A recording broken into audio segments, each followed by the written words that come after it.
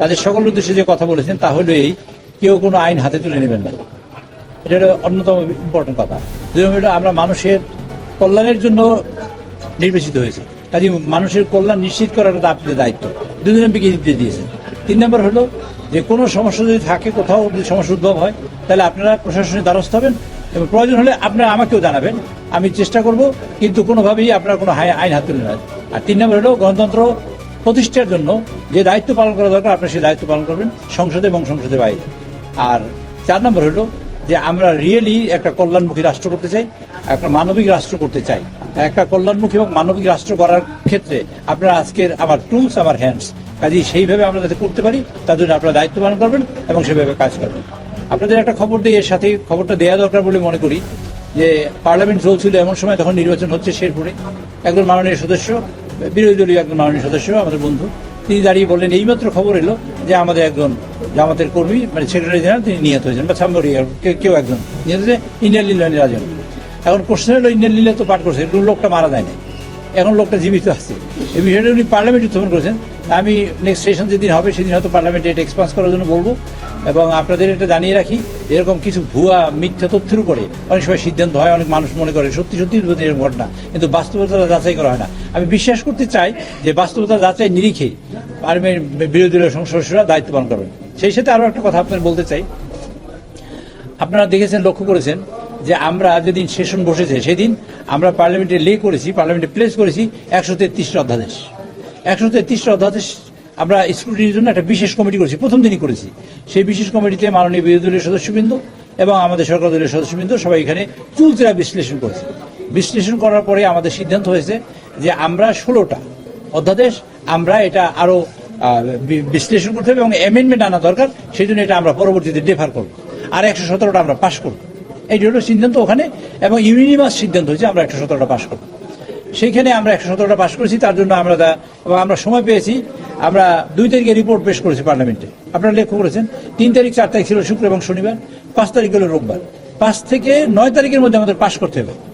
5 থেকে 9, তা 5, 6, 7, 8, 9 টোটাল 5 দিন পেয়েছি আমরা 117 অধ্যাদেশ।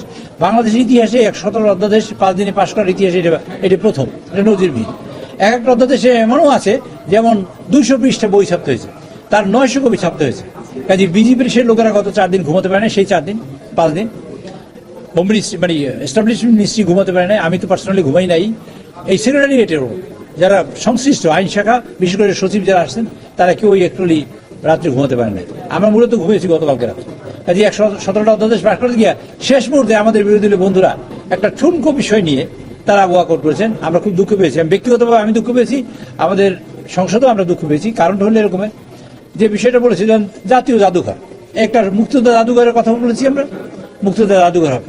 আর তা মুক্তিযোদ্ধা জাদুঘর কেমন নতুন, এটা 71 সাল থেকে শুরু করে আজকে দিন পর্যন্ত সবকিছু ধারণ করবে, এটা আমরা চাই। সেটা ধারণ করার ক্ষেত্রে তার ডেভেলপমেন্টের কাজ অনেক। ডেভেলপমেন্টের কাজটা মন্ত্রী যদি থাকে তাহলে তার সহজ হয়, এবং যে কোনো ডেভেলপমেন্টের কাজে, উন্নয়নের কাজে মন্ত্রী দরকার। সকল মন্ত্রণালয় মন্ত্রী আছে, এখানে আমরা সংশোধন করে আমাদের একজন মাননীয় প্রাইভেট মেম্বার তিনি সংশোধন করে বলছে এখানে মন্ত্রী থাকলে ভালো হবে, মন্ত্রী প্রতিমন্ত্রী। তো এটা থাকার জন্য বলেছে। আর একটা অ্যামেন্ডমেন্ট দিয়েছে যে কোনো লোক অনির্দিষ্টকাল পর্যন্ত থাকতে পারবে, সেটা নির্দিষ্ট করা। এবং সরকার চাইলে, যেমন ধরেন এইখানে কাজ করছেন যেটা সঠিক না, বেঠিক কাজ করছেন, তখন সরকার চায় না যে এই লোকটা কাজ এইখানে করুক এবং অন্যায় করুক। এখন সরকার চাইলে তারে এখান থেকে বের করে দিতে পারবে, এই প্রভিশন সব জায়গায় আছে। এটাই হলো ইসেন্স অফ দ্য ল। কিন্তু সেইটা অ্যামেন্ডমেন্ট আছে, সেটা ছিল না, অ্যামেন্ডমেন্ট আছে। এই 2টি অ্যামেন্ডমেন্টের কারণে তারা সরকার থেকে মানে ওয়াকআউট করেছেন। ওয়াকআউট গণতন্ত্রের একটা অংশ, তাদের পার্সোনাল রাইট আছে, সংসদীয় দলের রাইট আছে, সেটা আমি বলি, সেটা তারা করুক। কিন্তু কথাটা হলো এরকম একটা বিষয় আপনারা বুঝতে পারা উচিত বলে আমি মনে করি। ধরেন একটা জিনিস হইলো, সেইখানে দায়িত্ব কেউ নিবে এবং সেটা সংগঠিত হবে এবং সেটার বিনির্মাণ হবে, বিনির্মাণের তো কেউ কাজ নিতে হবে। সকল মন্ত্রণালয় মন্ত্রী দিয়ে চলে, এইখানে সমস্যা হলো কোথায়? সকল মন্ত্রণালয়ের এক্সিকিউটিভ হেড হলো মন্ত্রী, ফাইন্যান্সিয়াল অথরিটি হলো মন্ত্রী, বাজেট আনবে মন্ত্রী, উন্নয়ন হবে মন্ত্রী। আচ্ছা মন্ত্রী গেল না, কিছুই হলো না, এখানে টাকা আসলো না, আপনার কি আমরা এখানে উন্নয়নটা হবে কেমন? এটা জুলাই জাদুঘরটা আমরা কেমনি করবো? আমরা যেটা করতেই চাই। আর 71 সাল থেকে শুরু করে সকল অধ্যায়কে, 71 সালের স্বাধীনতাকে আমরা আনতে চাই। আমরা আনতে চাই 75-এর দুর্ভিক্ষকে, 74-এর দুর্ভিক্ষকে, আমরা আনতে চাই 75-এর বাকশালকে, আমরা আনতে চাই 90 গণ আন্দোলনকে, আমরা আনতে চাই 24শে জুলাই।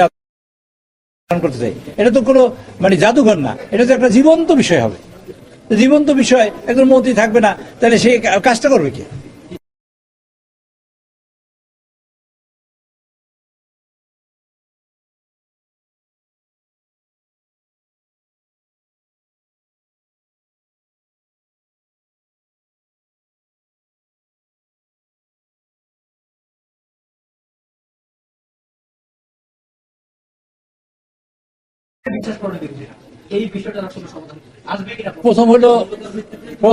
প্রথম হলো গণতন্ত্র একটা আস্থার জায়গা হইতে হবে, এটা ফার্স্ট। আমার আস্থা জায়গা যদি হারিয়ে ফেলি, তাহলে কিন্তু গণতন্ত্রের ইসেন্সটা, গণতন্ত্রের বিউটিটা এবং গণতন্ত্র প্রতিষ্ঠা যেটা আমরা করতে চাই সেটাই নষ্ট হবে। গণতন্ত্রের একটা আস্থার জায়গা, বিরোধী দল আমাকে বিশ্বাস করবে, আমিও বিরোধী দলকে বিশ্বাস করবো, এটাই হলো গণতন্ত্রের একটা অন্যতম মানে বড় দিক। আচ্ছা, আপনাকে আমি আপনার সমালোচনা করব, সেই জন্য আমরা ঐক্যমত হইতে হবে যে আপনার সমালোচনা করব, আপনি গ্রহণ করবেন, সেজন্য আমরা ঐক্যমত যে আপনি গ্রহণ করবেন। আমি প্রথম থেকেই বলে আসছি যে পার্লামেন্ট প্রাণবন্ত হবে তা নয়, প্রাণবন্ত হবে কিন্তু পার্লামেন্ট হবে এই দেশের সকল সমস্যার সমাধানের কেন্দ্রবিন্দু। জাতীয় সকল সমস্যা আলোচনা হবে পার্লামেন্টে, সেজন্য আমি ইনভাইট করেছি। এখানে তর্ক হবে, বিতর্ক হবে। আপনারা লক্ষ্য করেছেন আমাদের রুলস অফ প্রসিডিউরে যে পদ্ধতি নেই, যেমন প্রত্যেকটা অ্যামেন্ডমেন্টে আমি বিরোধী দলে বসতাম, আপনারা জানেন আমি কাজ করেছি, প্রতিটি অ্যামেন্ডমেন্টে 2 মিনিট বেশি সময় পাওয়া যায় না। একজন সদস্য 2 মিনিট কথা বলতে পারে, তাই অ্যামেন্ডমেন্ট সহ আর অন্যান্য সকল বিষয়। কিন্তু মাননীয় স্পিকার সেই সব খণ্ডন করে তাদের 10 মিনিট করে বক্তৃতা দিতে সময় দিয়েছেন প্রত্যেকটা বিলে, যেখানে তারা বলতে চাইছিলেন। নোট অফ ডিসেন্ট তারা দিয়েছেন। আর যেগুলো হয়েছে সেগুলো আমরা রিপোর্ট পেশ হয়েছে ঐক্যমতের ভিত্তিতে, পার্লামেন্টে পেশ হয়েছে, এভাবে তারা তখনও কথা বলেনি। আমি কোনো দোষ দিই না, হয়তো বুঝতে পারি নাই বা অথবা আমরা বুঝতে পারি নাই। রিপোর্টটা কাগজে প্রিন্টেড আকারে, আমার কাছে এই মুহূর্তে বই নেই, আমরা গতকালকে দেখিয়েছি, প্রিন্টেড আকারে আসছে সেই রিপোর্ট, প্রিন্টেড আকারে। এবং এইগুলো আমরা যেমন ধরেন গুম কমিশন একটা বিল। আচ্ছা, আমাদের সালাউদ্দিন সাহেব হোম মিনিস্টার, তিনি গুম হয়েছিলেন না? আমাদের ইলিয়াস আলী সাহেব গুম হয়েছেন না? আমাদের চৌধুরী আলম গুম হয়েছেন না?